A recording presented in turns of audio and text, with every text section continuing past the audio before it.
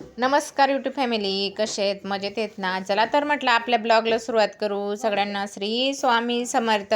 तर चला, आज सकाळीच आम्ही ब्लॉगला सुरुवात केली कारण की आज बघा, मी आंघोळ वगैरे न करता पहिलेच आपल्या घराचे क्लिनिंग करून घेऊ म्हटलं. आपला उद्या आहे पाडवा, तर आज मी सगळं आवरायला घेतलेली. आमोशा पण म्हटलं चला तर आज सगळी घरातली घाण काढून घेऊ आपण. तर सगळं स्वच्छ झाडायला घेतलं. माझी ताऊ आज मला मदत करत होती. ती झाडायला घेतलं तिने सगळं. आणि मी सगळं खिडक्या वगैरे सगळ्या साफ केल्या. म्हणजे साफ करायला घेतले. सोफा साफ करायला घेतला. पूर्ण पुसून पासून चक केला त्याला छानसा असा कलर पण मारून घेतला. पण तो व्हिडिओ आहे ना डिलीट करून मुलांकडनं डिलीट होऊन गेला. तुम्हाला दाखवलं असतं. पूर्ण सोफा उन्हात ठेवला, परत त्याला पुसून घेतला आणि मग मस्त छानसा असा कलर मारला. तर बघा, तुम्हाला थोडं असं चमकताना दिसत असेल. जसा घेतला तसा त्याला कलर वगैरे नव्हता, तर त्यामुळे खूप खराब झालेला होता. तर त्याला 2 डब्बे लागले कलरचे 100-100चे, पण खूप छान असा दिसायला लागला सोफा. तर तुम्हाला दाखवेन मी एक वेळेस पूर्ण गाद्या वगैरे काढून. तर खूप छान वाटतो आणि मस्त असं नवीन झालं आणि त्याचं आयुष्य वाढून गेलं. कलर मारल्याने कसं घराचं आयुष्य वाढून जातं किंवा घराचं खूप छान असं दिसतं, तसं सोफ्याचं पण आयुष्य वाढून गेलं आणि खूप छान असं मस्त चमकतोय आणि मस्त वाटतोय. पुसून खूप भारी वाटत होता. मग नंतर मी सगळं टी व्ही कॉर्नर वगैरे सगळं पुसायला घेतलं. म्हटलं चला, उद्या आपला पाडवा आहे, त्यासाठी ना आज पूर्ण घरात आवरायला घेतलेलं होतं. खूप सगळं स्वच्छ, टेबल वगैरे सगळं, आणि सगळं स्वच्छ दिसलं की खूप छान वाटतं. म्हटलं आपल्या नवीन मराठी सणाला सुरुवात होते. आपल्या गुढीपाडवा म्हणजे आपला नवीन मराठी सण, पहिलाच मराठी सण येतोय. त्यासाठी ना आपला मस्त पाडव्याची सुरुवात आहे ना खूप छान होते. आणि आपण सगळं आवरून घेतलं. सोप्याची कवरं सगळे काढून धुवायला, म्हणजे धुवून चून आपण त्यांना स्वच्छ आता कवरं टाकून देऊ. म्हटलं मग आपण यांना आपण स्वच्छ धुवून चून मग लावून देऊ. पडदे वगैरे धुतले होते, पडदे पण लावून दिले. आणि आमच्याकडे 8-10 दिवसांनी पाणी येतं ना, तर पाणी आलं तर खूप सारी कामं करावं लागतात. तर मग पाणी आलं ना तेव्हा म्हणजे सगळे कामं काढलेली होती. पडदे वगैरे धुवून ते लावून दिले आणि सोप्याचे कवरं पण धुतले गेलेली, म्हणजे आता काढून ठेवली. आता ते पण दुपारून धुवून ते पण लावून देणार आहेत. तर आपण पटापट म्हटलं चला सगळी कामं आवरायला घेऊ. नंतर दरवाजे वगैरे सगळं आपल्याला पुसायचं होतं. दरवाजे ते आपल्या एंट्रीला आहेत ना, दरवाजावर पण आता खूप म्हणजे उन्हाळ्याची ना झिनझिन बारीक घाण अशा फपुटा जास्त येत राहतो. भांड्यांवर बी, त्याच्यावर बी, घरामध्ये पण आपण आवरत राहिलं तरी पण बघा तुम्ही, असं कुठं पण हात लावा आपल्याला असं बारीक धूरच दिसेल, असं जीनसारखं. तर ते आपण किती पण आवरलं तर असं घाणच होते. पण आपल्याला आवरावंच लागणार आहे. कसं सण वगैरे आलं ना तर आवरावं लागतं. चला मग बघा, मी दरवाजा साफ करून घेते. दरवाज्यांना पण खूप छान असं मस्त कपडा मारून दिला आणि मस्त चमकायला लागला आपले दरवाजे पण. आणि पाण्याचं लावत नाही मी, प्लाऊडचे असल्यामुळे कसे फुगू शकतात. त्यासाठी ना त्यांना असं मस्त पुसूनच घेते स्वच्छ. आणि परत लोखंडी होते ना, ते लोखंडी दरवाजे पण पुसून घेतले.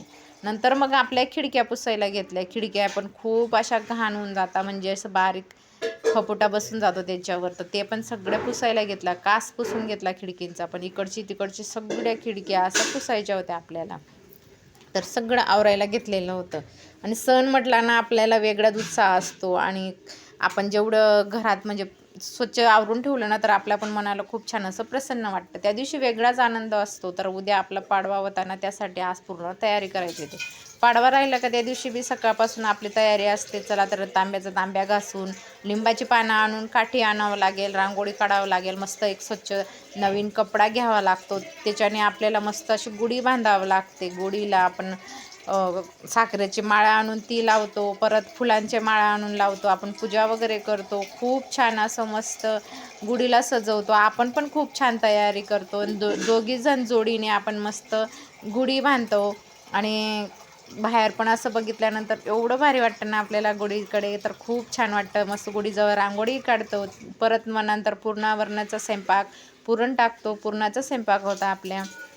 नंतर गुढीला आपण नैवेद्य देतो. गुढी खाली उतरवून तिला नैवेद्य द्यावं लागतं. आणि मग आपण जेवणाला सुरुवात करतो. तर खूप छान असे सण येतात ना, तर त्या सणाचा आपण पारंपरिक पद्धतीने, जे सण पहिले आले तशा त्या पद्धतीने आपण पण करून घेतो. आणि जसे पहिल्यापासून आपल्याला माहिती त्याप्रमाणे पुरणाचा स्वयंपाक ते सगळं करावं लागतं. जसे आपल्या आई ते करत होते ना, तसं आपल्याला पण माहितीच असतं घरामध्ये. लहानपणापासून आपण पण बघतो. तर मग आपण पण तसेच सण साजरे करून घेतो. आणि खूप छान असं आनंद, आपण पण सण, कोणता बी सण आला की आपण तशा पद्धतीने जर साजरा केला ना, तर मुलांच्या पण लक्षात राहतं आणि पुढच्या पिढीला पण ते सणाचा आनंद घेता येईल आणि तसेच परंपरा चालू ठेवतील ते.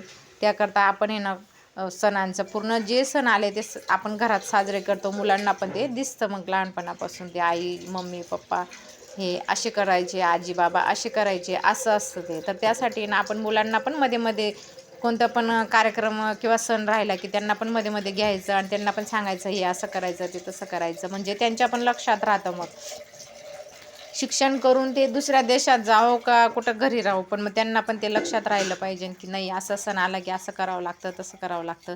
तर त्यांना पण पुढे आलं पाहिजे. त्यासाठी आपण त्यांना पण मध्ये मध्ये कोणता बी सण राहिला तर हे आण ते आण, हे असं कर, हे असं बांध, हे असं करावं लागतं ते तसं करावं लागतं. मुलगीला पण सांगावं लागतं, मुलांना पण, म्हणजे त्यांना पण ते तसे संस्कार लागतात. तर चला आता मी सगळ्या खिडक्या वगैरे साफ करून घेतल्या. म्हटलं आंघोळीच्या पहिले ना आज पूर्ण आपण घर पूर्ण स्वच्छ करून घेतलेलं आहे. तर सगळं साफ केल्यानंतर खूप छान वाटत होतं आणि चांगलं वाटत होतं.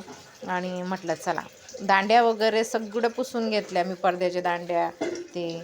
आणि कसं आपण जर नाही आवरलं ना मग ते घाणच होत चालतं आणि मग ते घाण झाले बारीक बारीक झीन होते. झीन झाले की बारीक बारीक ते कातिंग होतात. त्यासाठी ना थोडं महिन्यातून 15 दिवसातून आपण हे असं केलं ना घरात, तर घर पण स्वच्छ राहतं आणि चांगलं वाटतं. आणि चला आता बघा मी नंतर मग घेतलं आपण किचनमध्ये आलो. मग किचनचं आवरायला घेतलं. म्हटलं किचनचे पण सगळे भांडे पुसून घेतले. नंतर मग मी पुसून घेतलं आपलं पडद्याचे. मग नंतर कवरं वगैरे लावू म्हटलं चला पडद्याचे त्याचे पडदे लावले गेले होते. मग आपण सोफ्याचे कवरं लावायला घेतले आणि पुरणाच्या पोळींचे गहू दळले, गहू गाळून ठेवले. म्हटलं पहिल्या दिवशीच सगळं आवरून ठेवू.